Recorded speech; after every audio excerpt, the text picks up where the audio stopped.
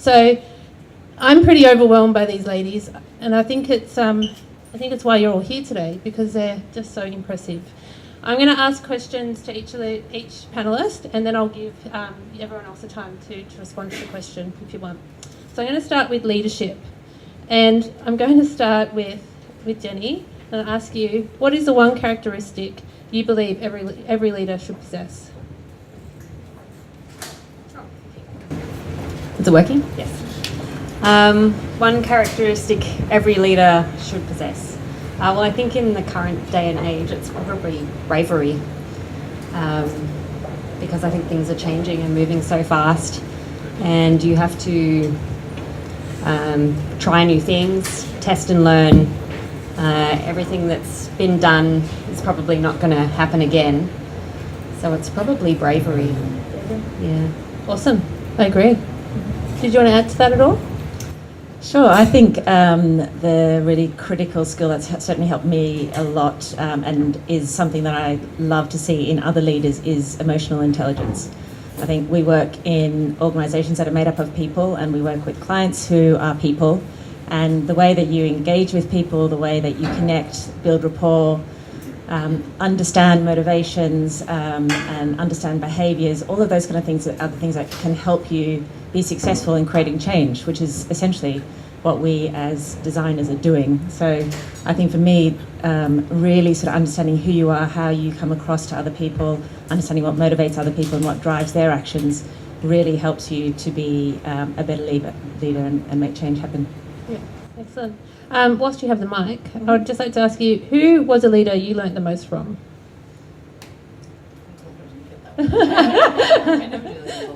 Yes, exactly. Well, we can move on, and you can have a think about it if you'd like. Or yeah, great. Because I have someone special on the panel as well. Bron was my old boss, and she's probably one of the only female leaders that I can honestly say had a big impact on me. So when it comes to emotional, it is quite emotional for me to be here. Someone actually said to me, I mentioned this to a friend of mine, and he said, "She'll be proud that you're there too."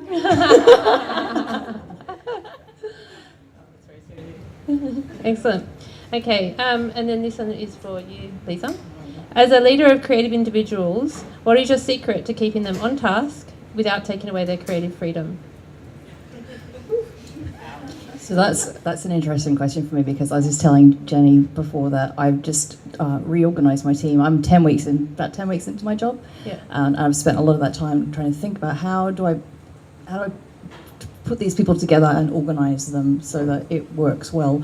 And the thing that I think is that you have to give them a good question to answer. You have to give them a good challenge, and then you have to let them own it and support them on the way through. And I think that, if I was going to answer what's the trait of leadership, for me it's about that kind of always remembering that it's not actually about you, it's about you're there to help support the team. And so I think my job is how do I put people together in a way that gives them a challenge that they can't resist stepping up to answer, and then help to nudge them in the right, like to answer it, to think about it in a good way, and to answer it well. Yeah, absolutely. Does anyone else want to add to that one at all, or? Nope. Okay, cool. What advice, we'll just hand this off to Shirley. What advice would you give someone today going into their very first leadership position? Delegate. That's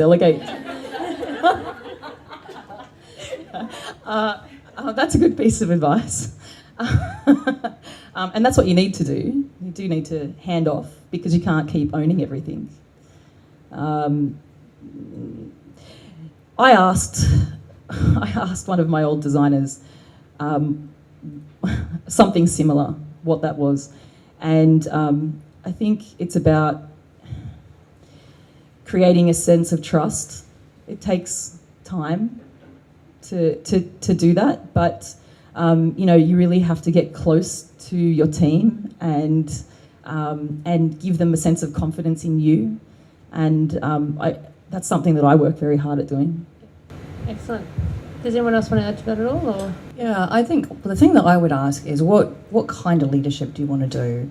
Do you want to? Because there's different options, right? You can lead in your craft. You can become extremely excellent at the profession of design or the profession of research, and you can be there to bring up, the next generation through the amazing work that you do. Or you can go into management, and they should both be ways that you can be leaders. And you shouldn't choose to take a management role because that's the only career progression that's available to you. Because if you don't actually really want to do it and you don't feel as though, at the risk of sounding a bit kind of silly, like that's kind of your calling, then you're going to let your team down. It's a thing you have to really want to do it. It's not like a set of extra things that you do on top of your design profession. And I think it's something that companies really need to think a lot about, is how do we help support leadership through craft specialism as well as management. Yeah, I think we've all seen the designer who was incredible and then put into a leadership role, and they just fail or they leave because they just don't enjoy it. So, yeah. Can I just add something on that about Absolutely. so I started off in a craft position and went through sort of from coding to visual design to interaction design to user experience and then service design, and then I became a design manager. So I sort of worked through all of the various craft skills. But then becoming a manager was really interesting.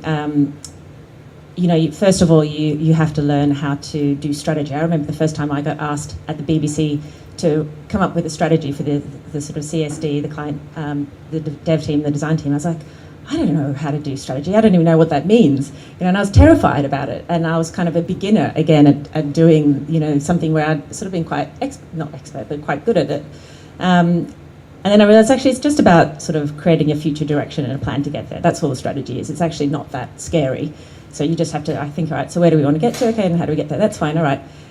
And then, the next year it was like, okay, now it's all about sales and pitching and business development. And that was a whole new thing that I had to learn. And I was a beginner again at that. And then it became all about operations and finance. And again, I was a complete beginner. And I think one of the things that I've learned over the years as I've sort of evolved and taken new roles and new responsibilities is that it's okay to be a beginner at these things.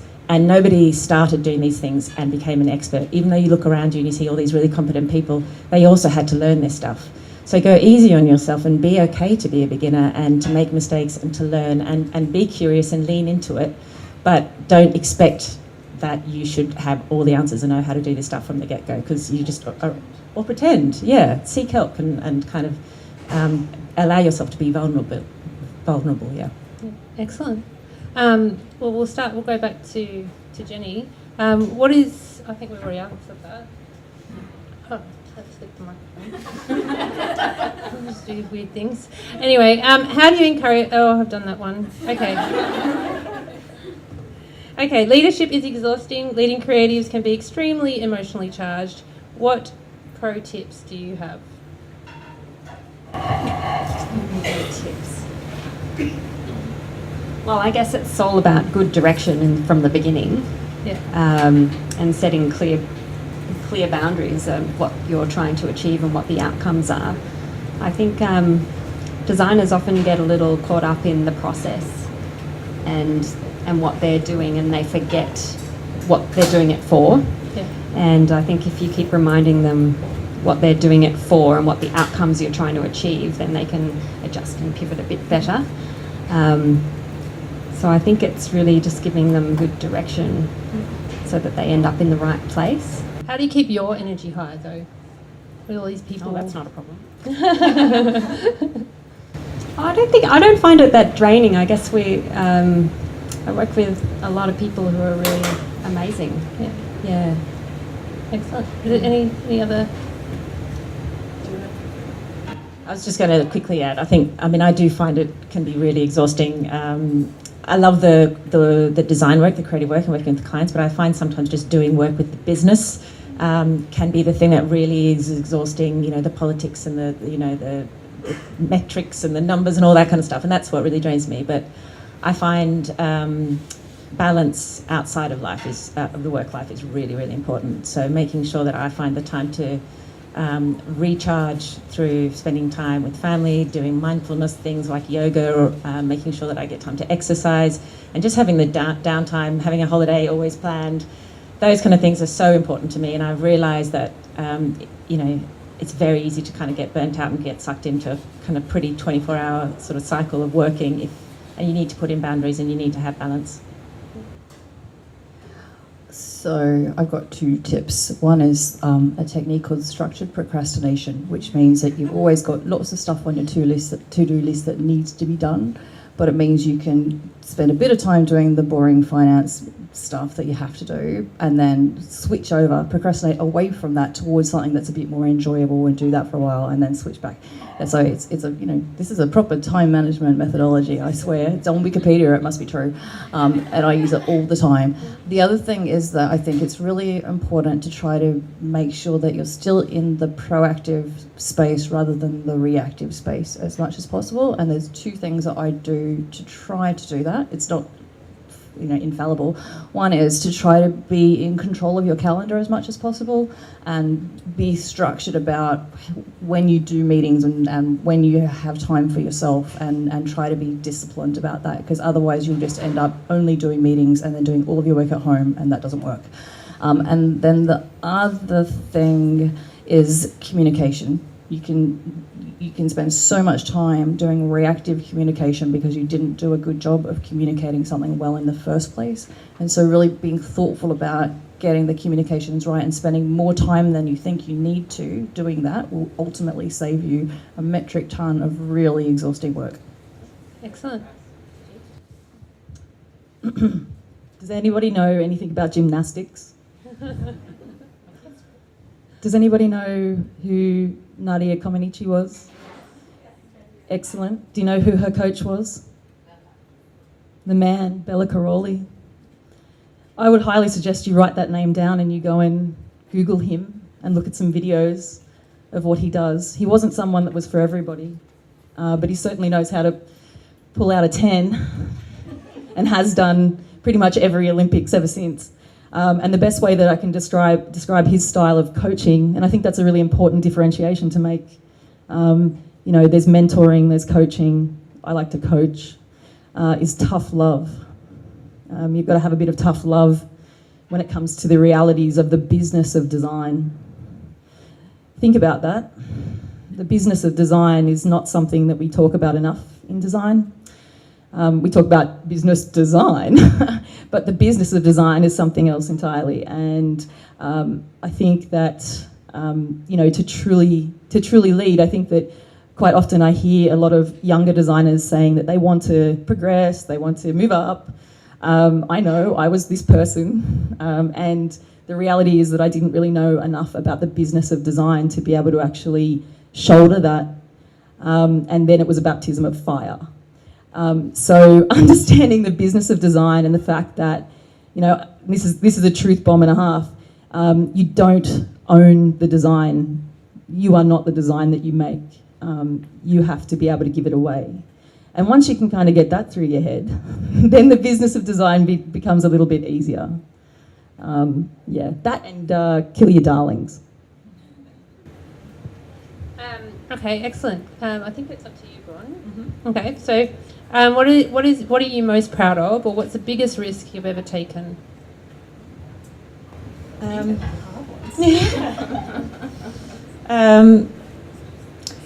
I think one of the things that I'm most proud of is actually the work that I have done on better understanding myself. So I have spent a lot of time with therapists, with coaches, with mentors, to really better understand what are my sort of blind spots, what are my defense mechanisms, what are the things that sort of hold me back or are unhelpful. And really spending time to kind of get to know yourself and understand human psychology and understand how to engage with people. And to that point I was saying before, you know, trying to develop emotional intelligence, I think that's been the thing that's helped me the most in my career. And, you know, spending time with therapists or coaches can be really confronting, really, challenging. But in the long run, you know, I've spent years in sort of that space. And I think it's really helped me to be the person that I am today, and helped me in my personal relationships with my kids, with my friends, with my husband, but also with my work relationships. Amazing. Thank you. That's very brave to. That's amazing. Thank you. Okay, Lisa. How do you ensure that your workplace is kind of aligned with your core values? And have you had to leave anywhere, or what have you ever had it when it didn't align? I have to. What's the right that you plead when you don't answer the entire question? Yeah. So I am fortunate that I'm at the stage in my career where I can choose to work in a place that does align with my values and to leave it when it stops. So that. Yeah, that's so when we're talking about the energizing question, for me that's a huge part of that, is that if you're fortunate enough to be able to find a place that is doing work that you feel is meaningful, and they're doing it in a way with the kind of people that you want to be with, then that is energizing in itself. And so I think it's incredibly important. I kind of feel like there's like a trajectory, right? When you're young and you're getting started and you're like, oh, the big brands, I want to work on the big famous brands, I want to see my stuff on the street or on TV or all that kind of thing. And you go through a phase where you want to sit up on one of these things and talk about all the big brands that you've worked on. And then after a while you kind of go, well, how many more sneakers can you sell? Now I want to go and do something that is meaningful to me, and I'm sure for some people that is sneaker design, but for me it's not. So yeah, I think it's very important. Excellent. Does anyone else want to add to that one at all? Or? Okay. Shirley, what role, if any, has your gender played in your career? How and why, and what did you learn? So, when I started out, I was 16. And I never really gave much thought to being female. I don't know, I just didn't think about it. But retrospectively, I got a job when I was 16 in a sort of advertising group as a shit kicker for a creative director. And when I think back on that time now, obviously I was hired because I was the cheapest thing that they could hire. And I was getting paid almost nothing. I was getting paid $180 a fortnight. Yeah, my mum basically helped me survive that time for the first 2 years. I didn't have enough money to get to work, literally to pay for lunch and get to work, but I still went. And I busied myself learning how to use Photoshop and learning HTML, and didn't really notice that there weren't very many women around. I mean, there was none. So I grew up thinking that was okay. And so when it actually came to the middle of my career, there still wasn't a lot of women around, but I thought it was normal to look up to men who didn't treat me very well. In fact, they ignored me most of the time. And it kind of gave me a really terrible sense of what design was, because they called me a designer and I desperately wanted to be a creative and they wouldn't let me. And so I hated the name designer. It was terrible. I did everything that I could to get rid of that title. And people insisted on calling me designer. And eventually I realised why, because I wasn't a creative, or in their thinking, a creative. I was a designer. I wanted to solve problems. So then I embraced it, and that's about the time that I started to realise that there weren't very many women around, and I guess it's part of the reason I'm here today, because I decided at that point, when I'd been treated like shit by a lot of people in an industry that didn't look at women very favourably, that I was going to do something about it, that I was going to be the person that I needed when I was younger. So that's kind of what I do, I really try to be that person, and there's still not enough women around, but we're getting there. Excellent. I'll just ask the question this way, because you've got the mic, so, breaking the rules, breaking my own rules. What is the best thing about being a woman in design? Best thing about being a woman in design? I don't know. I don't know. So I would tell you the reason that I came on this panel was because of these other amazing women. because I kind of feel uncomfortable even with the lens of women in design, because I'm just not sure how we talk about gender in a kind of a productive way in this kind of a format. So I don't think I even have an answer to that question, really. There's lots of good things I could say about working in design and with designers, and there's obviously a lot of things that we can talk about in terms of the way that women are treated in particularly technology environments. But I try not to draw that distinction too much, really. Fair enough. That's cool. Does anyone have anything they want to add, or? No, I guess the only thing I would say is,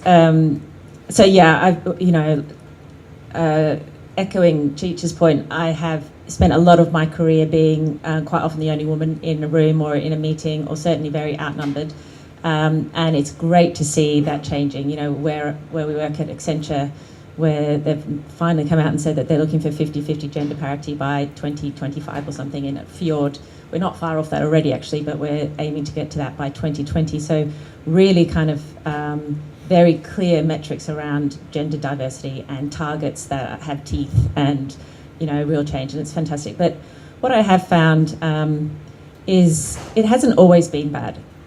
Sometimes it's actually been quite useful to be different, to be in a room where you sort of have a different point of view, a different way of talking, a different way of seeing things, a different perspective, even just a different way of holding yourself and engaging with people. It has had its values as well, I think, especially in that very male-dominated kind of industry that we have sometimes been in. It's probably worked to my favour at times, I think. So just a flip side to it all. Yeah, excellent. You like that? Great. Yeah. I think when I told my husband I was coming to talk about women in design, and I said, I don't think I've ever really experienced any discrimination or anything, and he looked at me and said, what? And I think it's I think you kind of make your own way, and you make your way through. And I think I've been in a lot of situations where there's mostly men around, but it's never really been an obvious problem. But I think it is a subconscious thing, and it probably has been a more challenging, and I believe I've had to fight a little harder in situations, but it's not very obvious. It's kind of on that under. It's very subtle, but I think it is there, and yeah, I think it's an unconscious bias that everybody has, and you do have to work a bit harder. You do need to fight for yourself a lot. I think the biggest barrier for women moving into leadership is self-promotion, and maybe Australian women are really exceptionally bad at that. I know that's my biggest barrier, is I just don't, it's hard to talk about your successes and be publicly open about them. So I think that's what holds a lot of women back, is they're more collaborative, more about we did this and we achieved that. We're less self-promoting about, well, I achieved that, so I deserve that promotion, or whatever it is. I think women hold back a bit and are not so demanding, and I think that makes it a bit more underground and not so obvious. Yeah, because you can't point at an example; it's just kind of there. Can I add to that for a second? I'm going to ask a tough question to the audience. How many of you think that it's okay for women to use the way that they look to get ahead? Didn't hear it? Hands up if it's okay. Is it okay for women to use the way that they look to get ahead? Yeah? You think it's okay? Of course they do. So I did something to myself that puts me in an incredible minority in very, very corporate environments. Okay, like I walk into places and people think that I'm stealing stuff. They ask me for my pass. No shit, I've been asked by a cleaner. But it does give me a very interesting perspective on things and what it's like to be in a more minor group than females, because we're 50%, but I'm less than 50%. But what I have done is I have used the way that I look to get ahead. Because when I walk in a room, there's no doubt what's going to happen. I mean, if you're a client, you probably think I'm going to be the most creative person in the room. So it works for me. I'm not the normal type of woman who uses the way that they look to get ahead, but I'm just saying, think about it.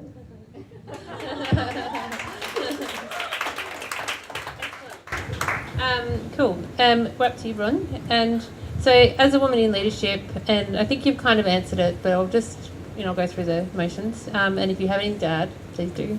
What lessons have you learnt, and what would you like to pass on to this group of lovely women and men? I think there's a man. Is there a man? There's a man. Sorry.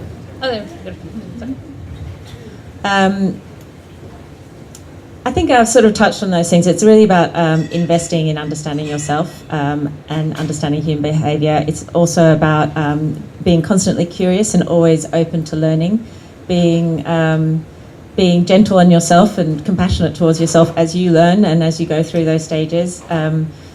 Really leaning on your network and kind of being very... not being afraid to ask for help and not being afraid to connect.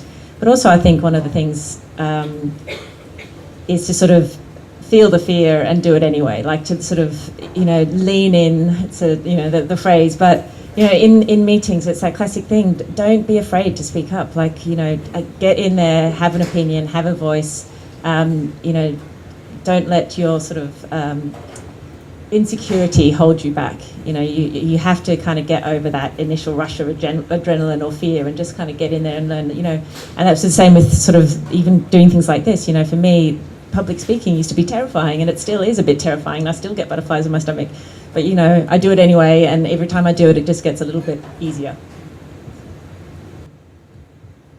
So I want to pick up on something that Jenny said earlier, which is if you've got an important meeting or an important presentation, do one version before when you can do all of your apologising for yourself and how the work's not good enough and you could have done better and somebody else might have done it better than you, and then get that out of your system. And when you go into your meeting or your presentation, do not apologise for yourself or for your work, just present it. This is my one thing that I always have to say to women who are in my team is just stop apologising, just present the work. Because I think as soon as you start doing that, everyone's like, oh, well, I'll lower my expectations, and you haven't even started. And a similar one to that is don't negotiate on anything until you're at the table and then start negotiating. Don't give away everything that you've got to give away because you don't think it's going to be accepted, because they're going to still ask you to give more away. So get good at negotiating. And then I think the other thing, two other things. One is about amplification. Be aware of the other women who are in the room and whether or not people are recognising what they're saying. And if they're not recognising what they're saying, then you say, as Jenny was saying earlier, you should not apologise for your work.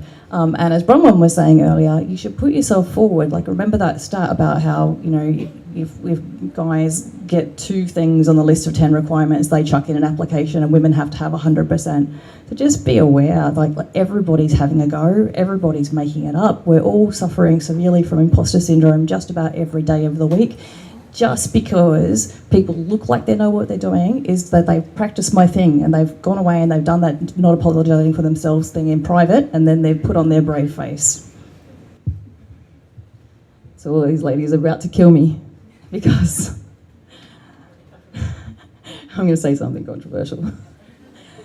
So, lots in the news about making sure that salaries are equal for men and women. So, it's really important that you know your value. You need to set that value yourself. And that means that, when I read something that Cindy Gallop said the other day that was basically, think of a number that's astronomical and just ask for that. The thing is that right now in design, there is a huge demand. And demand means that your salaries can go up. So don't be afraid to ask for what you're worth. Mm-hmm. Where's the controversial bit? Yes. Well, you guys might be hiring people with money. No, that's absolutely true, right? I mean, because if you don't do that, then we have to clean up the mess afterwards when we end up with gender disparity in salaries, and then everyone wants to incrementally improve it, and that's not what you need to do. You need to improve it straight away. So you should never accept the first offer. Never. Always go back. But it's not about the first offer. The problem is that people don't know how much they're worth, right? You go and look on LinkedIn any day of the week. You see all the articles. It's in Time magazine, how important design is. It's never been more important than it's ever been. Know what you're worth. Like, it's not about how much the industry says you're worth. It's how much you think you're worth. That's what you need to ask for. I'd like to add to that. I think I've recruited lots of designers over the past few years, and recruiters will always put men at a higher day rate than they will put women. I very often will get 2 candidates and the woman will be just as skilled, if not more skilled, and her male counterpart will be $100 or $150 more per day. So if you are a freelancer or if you're getting contractor, make sure that you are getting paid equivalent to what a man would be getting paid. And I have had to go back to lots of recruitment companies to say it's completely inappropriate to put that in front of me. But that would have happened because the freelancer had told the recruitment company how much they were willing to take, and it was less. So here's a question for both of you. It's great advice to go and find out what you're worth. How should they do it? Well, it's a question that I get asked literally every second day by female designers around the world. And what I tell them is, it's up to you. So what you're worth is a calculation that you need to make based on what you're willing to do, where you're willing to live. Obviously, Australia is quite different to living in other countries. I spend most of my time in Hong Kong, so it's quite different in Hong Kong to Australia, and it's quite different in Hong Kong to Europe. So you need to understand the market, again, coming back to the business of design.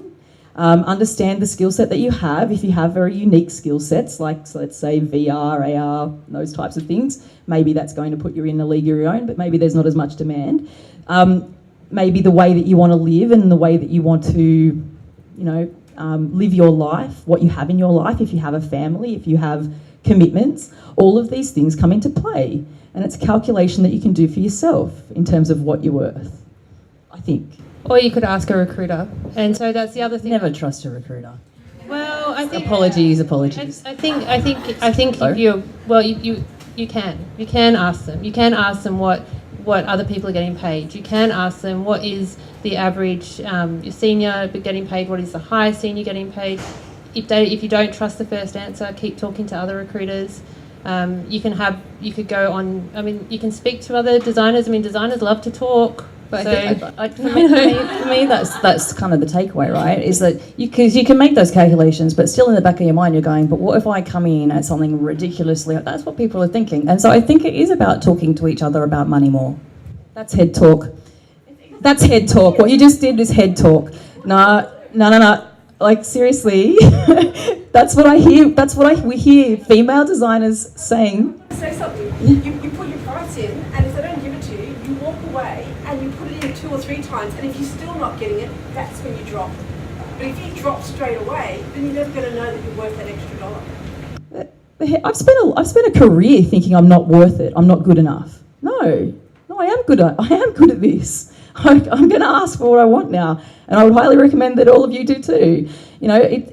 Of course you have to ask people. Of course you're going to look on Glassdoor. We all look on Glassdoor, but making an evaluation of yourself and what you can actually bring to the table, that's what's important. I don't know who we're up to. I just want to quickly do a quick. I just want to do a privilege check, right? I'm conscious of the fact we all sitting up here get to see what loads of people get paid every day of the week, right? So it's very easy for us to get access to this information. And we are in the fortunate position that if we wanted to find another job tomorrow, we can kind of probably take our time and have lots of conversations, and we're well networked and all of that kind of thing. But if you're early stage in your career, you're right. What you're saying is right. There's heaps of work out there for good, talented people, even with not a huge amount of experience. We know that. But I don't think you can underestimate the fact that a lot of people still feel insecure, and so we need to. You need to, and it feels rude to ask people about money. So I think normalising that is a really good thing to do. I mean, potentially.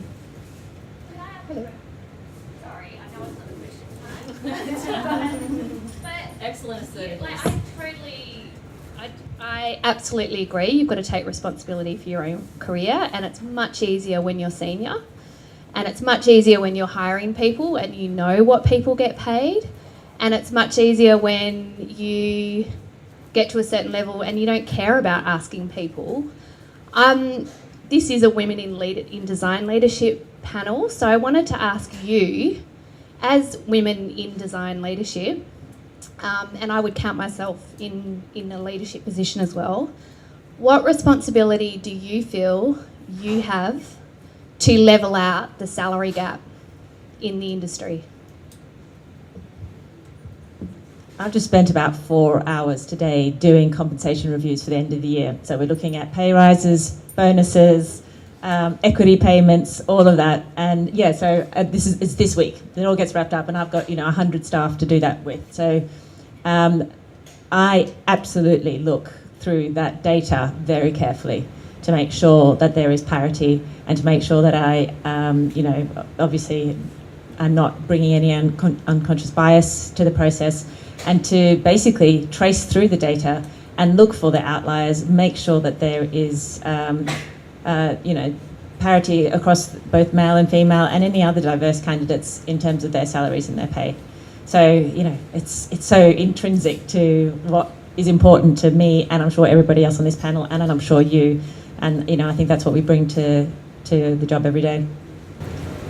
Can I add that we've also been through a similar review, and we found that there was no disparity and it was all fine. But we've actually got a different problem now, in that we're swinging more female than we've got men. So we've actually, we're thinking, we need to stay diverse, and we probably need to hire more men now and less women.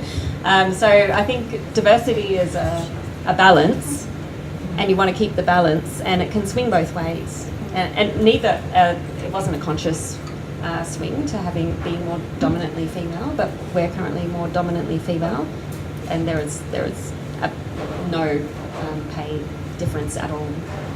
Great. I, on a number of occasions, have told women that they need to raise their price when they've come to work for an organisation that I'm hiring for. Fortunately, I work for an organisation who would be proud and happy for me to say that right now. I've worked for other ones where they might not have been quite so proud and happy, and I feel that that's my responsibility. If people are underpricing themselves, I need to quietly have a word with them and let them know that they need to adjust. Awesome. Okay, I'm not sure who we're up to, so I'm just going to leave it with you, and you're going to answer the next question, and then we're going to go to the right. Great. So we're in the last theme, and it's around team and team fit. So what is the culture of your team like? Your current team? What's the culture of my team like? Yeah. The culture of my team right now is forming, because we're pulling back together from being kind of spread out all around the organisation. But the culture that I'm trying to create there is very much one of openness and collaboration and learning and curiosity and balance. All right. So how do you help a new employee understand the culture of your team? So we have an onboarding process, which is we have set materials that we've spent a lot of time designing around the company culture, the company history, our values, which are bold and generous, and going through the employee value proposition. We take them out for lunch with the team on day one, take them through all their tools and the processes and everything like that. And then throughout the week, we set up individual conversations with people from across the organisation, from different disciplines and everything else like that. So it's quite a well-structured process, but it doesn't end after week one. I think the first project that somebody does is really critical, because although we all follow fairly similar processes, there is different language and techniques, and people can feel quite out of their depth and uncomfortable for that first project or engagement or initiative. So really making sure that that person is, has a good, strong buddy and has lots of support for that first engagement is also very important. Excellent. Anyone else have any pro tips? I think in our hiring process we have a great emphasis on culture and fit and our values. So I think often we hire for culture fit and plan to build skills. So I think a lot of people would hire for skill and then try to have a culture fit, but we kind of start the other way around. We hire for the culture fit and then help people build the skill. So we never, every person that comes on just kind of builds on the culture. We don't have to kind of get them to work into the culture because they're already actually part of it. Yeah. We hire them because they're already aligned. Yeah, awesome. Excellent. Well, whilst you've got the mic, does anyone else have anything to add to that? Okay. So, So what are the most important factors? So what do you mean by culture fit? What is CEC's culture fit? Well, I think we have a couple of values that I think are really key. One is empathy. So everybody has empathy for each other, empathy for their clients, and empathy for the work that we do, because we do research and design. You need to have empathy with the customers or the people that you're designing for. So empathy is our number one. Our second one is candid, which I think goes to a bit to, what was your two values? Bold, which I think is a bit like the bold. Yeah. We hire people that speak their mind and are not afraid to. So we have a lot of A-type characters. So I think, what was the question again? What's your What is team fit? So what's the team fit? And I think we're also, so candid I think is really key, but we're also very flat organisation. We all sit together. There is no hierarchy. That's built into the projects. It's built into how we work. So I think maybe those three things are the key to our culture. Excellent. I'd be keen to hear what it is in Isobar, what the kind of team culture is like. It varies from office to office because we have 82 studios around the world. So you can imagine that the diversity across 82 different studios in different countries is quite huge. So it varies quite a bit. But we certainly have, I guess one of the candor is one of our values is no bullshit. I kind of embody that. They like that. Yeah. So, for me personally, when it comes to cultural fit, it's if I'm looking for people or I'm in the process of hiring someone, I'm looking to understand whether or not I could spend a lot of time with them. So would I want to, hang out on the weekend, which I'm probably going to do at some point because we're probably going to have to do some work over a weekend. But I think, it's people looking for people that you would want to spend time with beyond work. Because I don't know about you guys, but design isn't just what I do, it's who I am. So, I want people around me who are as passionate and driven about design as I am. And I think that's what we try to look for at Isobar. All right, this is the final question, and I'd like all of you to answer it. What is the best podcast, book, show, or experience you've read, heard, watched, lived this year? Or lived. You don't have to give me an answer for each of them, just one. And it can be anything. I'll just give myself a plug. So last week, the Service Design Show came out. You can look it up on YouTube. You can hear me talk a whole bunch of blah, blah, blah, design philosophy that's hilarious. But it's quite funny. And there's heaps of other people who've done it. My episode was 37, so there's 36 others that are really awesome, all about service design. That's a really good one. What other ones did you say? Well, I said podcast or book or show or experience. Another one that you could check out, which I showed to my mum because this is super cute. My mum's going to be doing a course at XI. She's going to be doing service design. Mum! So I sent her an amazing TED Talk by Alice Rawthorne. Do you know Alice Rawthorne? She has a TED Talk from a little while ago, and she talks about all the amazing things that she talks about in her book, Hello World, which I'd also recommend that you go and grab. Great perspective on what design can be far beyond digital. There's some good ones, probably. Excellent. Anyone else? I can't choose because I read lots of little things all the time and it all gets mixed up, but every week I kind of pull it together into a newsletter and pick my top 5. So even each week I have to have 5. I can't possibly pick one now. Okay. So where would someone find your newsletter? I don't, it's tiny letter something /me. Okay. If they Google you and newsletter, it might appear? I don't know. I don't Okay. ironically, I don't do heavy promotional usually. So, Okay. yeah. All right. Something interesting that I read and have been looking a lot at is some of the research that's come out of Google around what makes effective teams. Yeah, it was really good, wasn't it? So they've done a huge analysis of vast amounts of data of what drives the most high-performing teams, and what they discovered. I think it was called Project Aurora. Is that it? They discovered that the thing that most predicated a really successful team was psychological safety. So it had nothing to do with the intelligence of the people in the team, and what they found. So what they found is it's the ability to feel trusted, to feel that you can have a voice and express yourself, and perhaps express a different point of view and not be sort of shut down or shamed or ridiculed. It's that kind of thing. And I think in teams where you have that psychological safety, you're going to be much more effective. So quite sort of thorough piece of research, but a really interesting read. Excellent. And Jenny? You can't think of anything? Okay, great. Awesome. Well, I'll put a plug in for a podcast I found last week, which is The Nudge, which is a Australian-based podcast. Don't know very much about it other than I really enjoyed listening to it, so I recommend that. So thank you very much, ladies. I've really enjoyed this last 40 minutes.